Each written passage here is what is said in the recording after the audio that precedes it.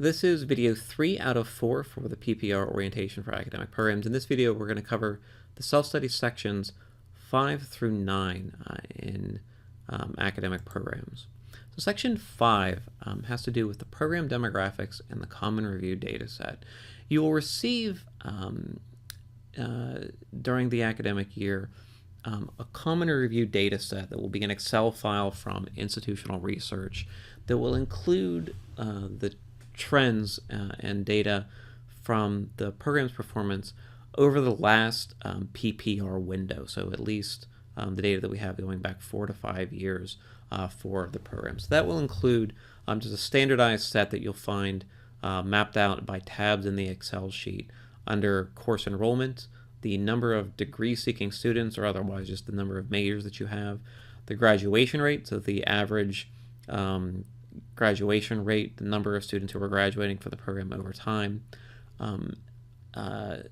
a student profile in terms of the kind of demographics that your students are serving. Are they traditional students? Are they SAGE students? And so forth. Sections 5.4 and 5.6 will need to come directly from the program. That's an analysis of what's going on in terms of the program demographics and some discussion of student groups that are involved in the program. So the program demographics will pull together the average enrollment by course section, an average number of degree-seeking majors, the average number of graduates over the window of this review. So in the analysis section, what you want to keep in mind are the standards for the section on demographics as they relate to the averages for Cedar Crest College undergraduate and graduate programs overall, and you'll find those in the evaluation sheets from the assessment committee. If the program's averaging fewer than 10 majors in a year, you'll want to take that as a critical sign for recommending strategies to increase enrollment for the long-term sustainability. Also pay some attention to the student profile. This is a place to address diversity within the program. Are you serving women in the traditional college? Do you serve students from our adult undergraduate population? If you're a graduate program, what's the makeup of students? Do you find students are coming from a particular demographic background? Are you addressing, for instance, in the program, students who are coming from different ethnicities in terms of how they may be learning differently within the program? So that's the section for analyzing the student profile. If you have any student groups who are affiliated with the program but not formally part of the academics of the program, this is also the section to include them. Section 6 has to do with the financial performance of the program. So this will come directly from the college's finance and administration office. Here you'll see just a long-term bottom line trend analysis from the program that will focus on purely the direct costs of delivering the program on both a with service basis and what will also be noted is a without service basis. The evaluation is based on the with service basis.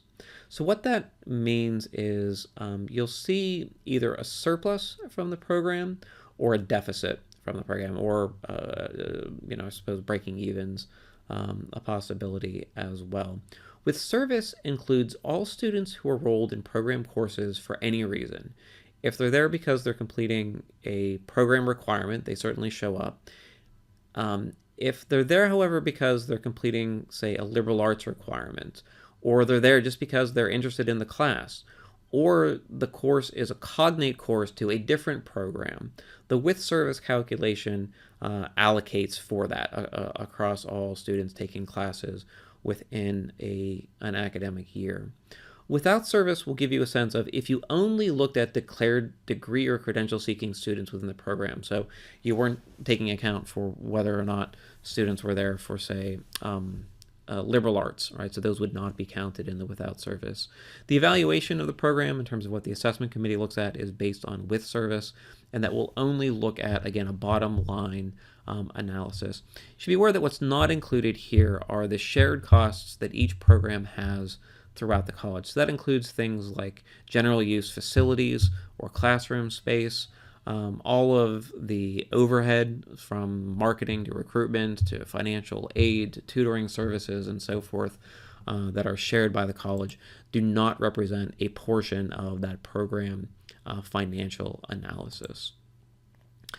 Section 7 has to do with the faculty delivering the program. So you'll see in the institutional research common data set the number of program faculty. So here you're meant to make a judgment about how that relates to the needs of the program. Faculty degree profile, particularly with regard to terminal degrees. Professional activity and scholarship. Any information that institutional research has on this will be provided. And you can also gather together the CVs, the curriculum vitae of the faculty in the program. So what's critical in Section 7, which you'll see from the institutional research information, are the percentage of course sections being taught by full-time and half-time faculty since PPR, the number of FTE faculty, that includes full-time and half-time, who hold terminal degrees, right? So the percentage of those holding terminal degrees. You should include all CVs for full-time and half-time faculty, right? So ask everyone to update their resumes for you. And you should include here the percentage of FTE faculty who are producing scholarship or creative work since the previous program review or engaging in professional development of some form. Also, please include any adjunct faculty who have been teaching for 3 years or longer to get a sense of their role within the program, and that's Section 7. Section 8 has to do with modalities of instruction. So if you're teaching courses through in-person, face-to-face contexts, but you also have similar courses running in an online format, what's the relationship between those? If there are accelerated courses, so those that come outside of the 15-week semesters, what's the equivalence of those courses in terms of how you view the program? How has the program been adopting instructional technology? So that includes, say, the learning management system Canvas and its use across courses within the program, and any other specialized educational technology that may be in play. How does the program see itself developing more online and hybrid course experiences, if that is appropriate for the discipline? And the final section here is for external education providers. So if you have faculty or course experiences that are located anywhere else from the Cedar Crest campus, so for instance, the students are completing requirements through one of our online consortia or at the other Elvaic institutions or at Hawk Mountain, how do we know that the courses that students are completing there are comparable and that students are able to meet the learning outcomes specified by courses within the program? And that's Section 8, addressing various modalities of instruction. Section 9 has to do with accreditations and discipline-specific professional organizations and how the program as a whole relates to other Cedar Crest College offices. So if you have any specific disciplinary accrediting organizations, such as nursing or social work, nutrition, and various other programs that we have, please include those here as well as a description of their standards. A list of the dates for any previous visits regarding the program, and a copy of the most recent SAS, or Statement of Accreditation Status. So what were the findings? This is especially critical as Middle States, as our regional accreditor, is tasking institutions to more carefully align with other disciplinary accreditations. So if CCNE or CSWE have a finding, it's important that we're communicating those findings to Middle States. So if there's an area of concern that comes up from any of those accreditors. For non-accredited programs, if you're either not accredited specifically or there's not an accrediting body within the program, please list any professional organization that the program aligns itself with. Right, so accreditation may not be provided. And then the final section here is to think about how the island of an academic program relates to the rest of the goings on at the college, right? So if that's working with instructional technology, if there's any critical advice you want to give to college offices such as the registrar's office or admissions office, marketing, and so forth, diversity and inclusion, this is the place to address them. So let me cover a few quick working tips as you're moving through those sections.